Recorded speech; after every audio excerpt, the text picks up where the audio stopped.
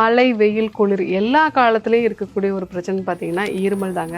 இருமல் வர்றதுக்கு ரெண்டு முக்கியமான காரணம். ஒன்று, தொண்டையில் ஏதாவது ஒரு இன்ஃபெக்ஷன் இருந்தது அப்படின்னா தொண்டை வறட்சியாகி இருமல் வரலாம்.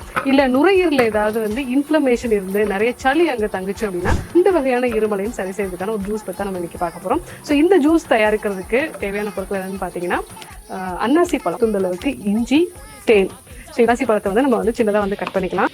இது கூட தேவையான அளவு தண்ணீர் சேர்த்துக்கலாம். இப்போ நம்ம ஃபில்டர் பண்ணி எடுத்துக்கலாம். ஒரு 2 ஸ்பூன் அளவுக்கு நம்ம தேன் மிக்ஸ் பண்ணிக்கலாம். யூஸ்வலாக சளி ரொம்ப கட்டிப்பட்டுச்சு அப்படின்னா அதை நம்ம வெளியே துப்புறதுக்கு சிரமம். அதனால் நமக்கு இருமலாகவே இருக்கும். ஸோ அந்த சளியை நல்லா இலக்கி வெளியேற்றுறதுனால இந்த மியூக்கோலைட்டிக் ஆக்ஷன் இருக்கக்கூடிய அன்னாசி பழ ஜூஸ் எடுத்துக்கும் போது அந்த சளி நல்லா இலக்கி நமக்கு வெளியே வரதுனால இருமல் ரொம்ப சீக்கிரமாக குறையும்.